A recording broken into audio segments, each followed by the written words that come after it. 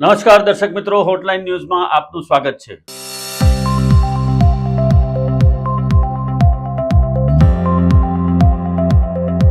Iran અને America વચ્ચે યુદ્ધ વિરામની જાહેરાત થયા બાદ ભારતીય એમ્બેસીએ ઈરાનમાં એક નવી ગાઈડલાઈન જારી કરી છે. તેમજ તમામ ભારતીયો જે ઈરાનમાં વસી રહ્યા છે એ 9,000થી વધારે લોકોને, કે જેમાં ખાસ કરીને વિદ્યાર્થીઓ અને બિઝનેસમેન છે, એમને તાત્કાલિક ધોરણે ઈરાન છોડી દેવા માટેની જાણ કરવામાં આવી છે.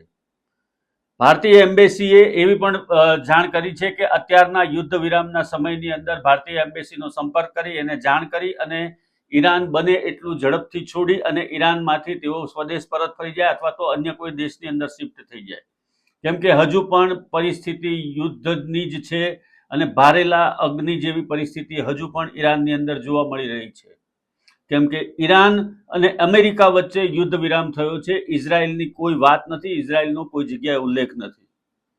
બીજી તરફ ઇઝરાયલ દ્વારા પણ એવું જણાવવામાં આવ્યું છે કે આ મધ્યસ્થીમાં અથવા તો આ વાતોમાં એમનો કોઈ જગ્યાએ રોલ નથી, એમને કોઈ જગ્યાએ સ્થાન આપવામાં આવ્યું નથી અને જ્યાં સુધી ઈરાનને ધૂળમાં નહીં મિલાવી દઈએ ત્યાં સુધી અમે હુમલા કરતા રહીશું.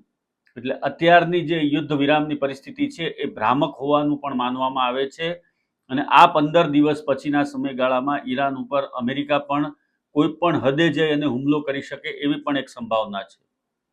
બીજી તરફ ભારતીય દૂતાવાસ દ્વારા જે ગાઈડલાઈન જારી કરવામાં આવી છે એના પ્રમાણે જે કોઈ ભારતીયો ઈરાનના અલગ અલગ શહેરોની વસે છે, ખાસ કરીને યુનિવર્સિટીઓમાં વિદ્યાર્થીઓ ભણે છે, 7,000થી વધારે વિદ્યાર્થીઓ ઈરાનની અંદર ભણતા હોવાની વાત છે.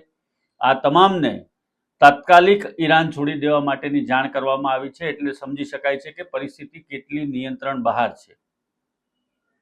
જ્યારે અમેરિકા દ્વારા હુમલો કરવાની ધમકી આપવામાં આવી હતી અને મોટા હુમલાઓ કરવાનું કહેવામાં આવ્યું હતું, ત્યારે પણ ભારતીય દૂતાવાસ દ્વારા જે અપીલ કરવામાં આવી હતી અને ભારતીયોને જે સૂચના અને ગાઈડલાઈન આપવામાં આવી હતી એના પ્રમાણે કોઈને પણ ઘરમાંથી બહાર ન નીકળવું તેમજ સલામત સ્થળ ઉપર ખસી જવા માટેની પણ જાણકારી આપવામાં આવી હતી.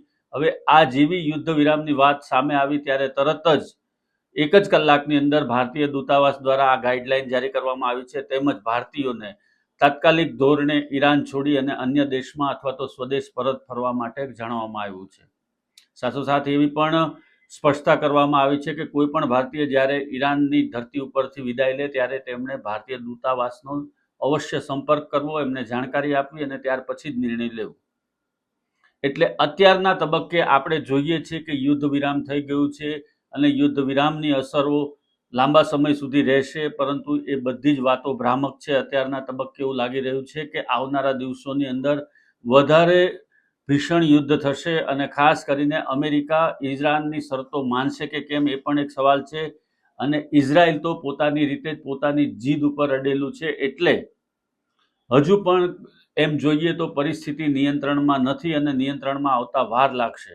યુદ્ધની સ્થિતિ હજુ પણ બનેલી છે અને આ બધાની વચ્ચે જ ભારતીયોને સલામત રીતે બહાર નીકળી જવા માટેની જે જાણ કરવામાં આવી છે એના ઉપરથી સ્પષ્ટ થાય છે કે ભારતીય દૂતાવાસને પણ જે ઇનપુટ મળી રહ્યા છે અને જે ઇનપુટ મળ્યા હશે એના આધારે જ એમણે આવો નિર્ણય લીધો હોય. આવા પ્રકારના વિડીયો તમને જોવા ગમતા હોય તો હોટલાઇન ન્યૂઝ ચેનલને લાઇક, શેર અને સબસ્ક્રાઇબ કરો.